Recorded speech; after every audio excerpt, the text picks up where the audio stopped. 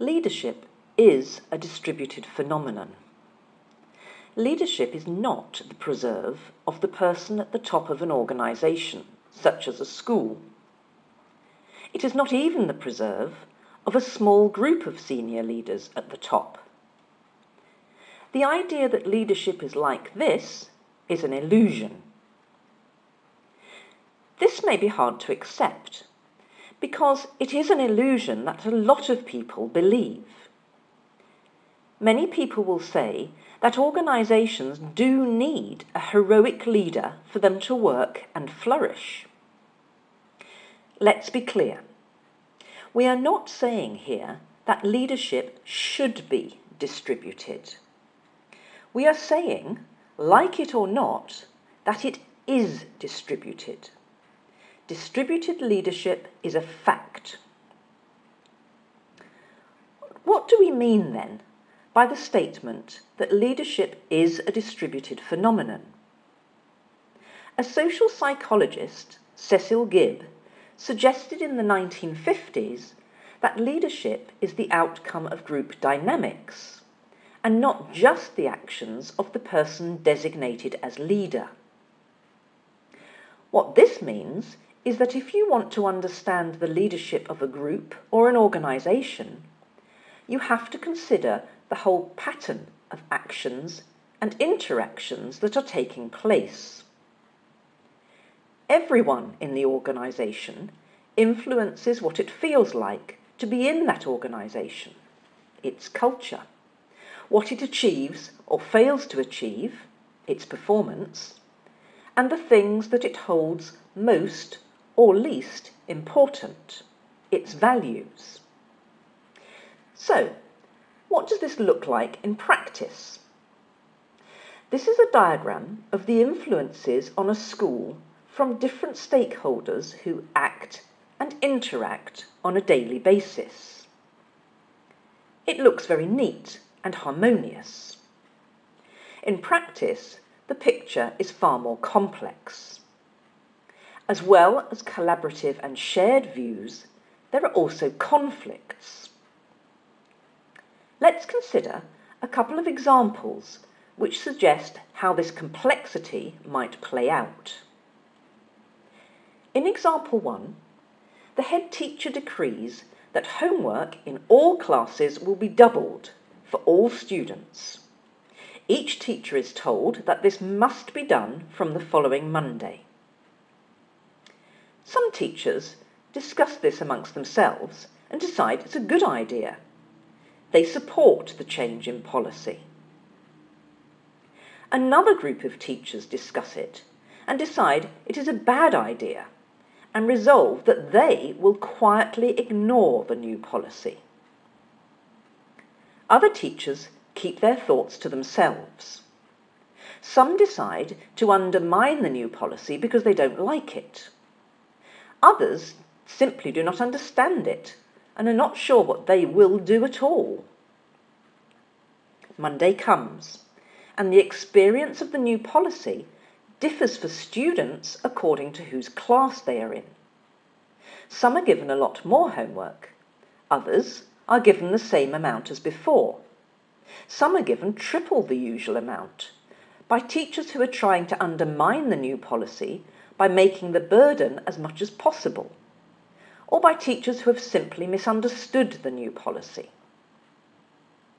Students react differently, and they talk to their friends about it. Some welcome the increase and are happy to do it.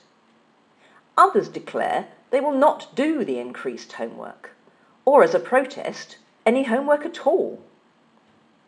Some receive no increased homework, but hear about it from their friends and start doing less homework because of the confusion. Some who are not getting more homework start complaining to their teachers that they are not getting the same opportunities to learn and want things to change. Some students aren't interested and never did their homework anyway and carry on just as before. Looking at this example, you might say there is poor leadership by the head teacher in the school because of the consequences of his or her decree. However, If you look at it carefully, there is a lot of leadership going on at various levels. Groups of teachers talk about the head teacher's decision regarding homework and influence one another. Some groups come to informal views about how they will respond. Some teachers decide individually what they are going to do. That is, how they will lead their class on setting homework. Some teachers are especially influential in influencing others.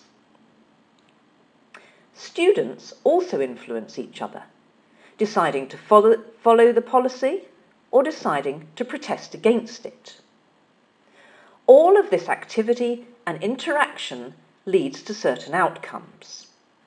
The school culture feels confused and there's quite a bit of conflict.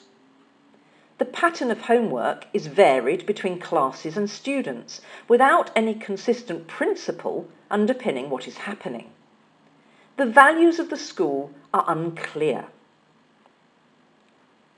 In example 2, the head teacher talks with the senior leadership team about whether there is a need to review homework policy because of problems that have been mentioned in some departmental meetings.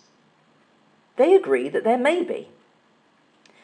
In accordance with the school's philosophy of consulting the whole staff about priorities for action, the senior leaders have conversations with teachers, students, and other stakeholders and invite their views. Reviews led by teachers and other staff are normal in this school, as the school explicitly considers that everyone contributes to leadership. A review is set up, led by a small group of teachers and students. Different views are expressed, recommendations are made and accepted, and a new agreed policy is implemented. Not everyone likes the new policy, but everyone is committed to making it work. Looking at example 2, it is not that leadership is more distributed here than in example 1. A difference, however, is that in example 2, leadership is explicitly viewed as involving everyone. Another difference is that there are explicit and agreed principles of encouraging and valuing the leadership contribution of all, giving everyone opportunities to be listened to and to take the lead in developing innovations and changes. As a consequence, the nature of leadership as a distributed phenomenon in the two examples is different. In example 1, leadership is distributed, but much of it is hidden and ends up being in conflict with the senior leaders. In example 2, leadership contributions are encouraged and made transparent, and differences of view have channels through which they can be expressed. So, the question is not, should leadership in my school be distributed or not? Instead, there are several other questions raised. How is leadership distributed in my school? Do we know? Have we thought about it? Is it distributed in ways that reflect the agreed values of the school? Is it distributed in ways that are fair to everyone? Is everyone in the school aware that leadership is not just what the head teacher and senior leaders do? What difference will it make to students and their learning if we start from the recognition that leadership is a distributed phenomenon? What other differences might it make in the school? So, what are your responses, both to these questions and to the other provocations made in this presentation?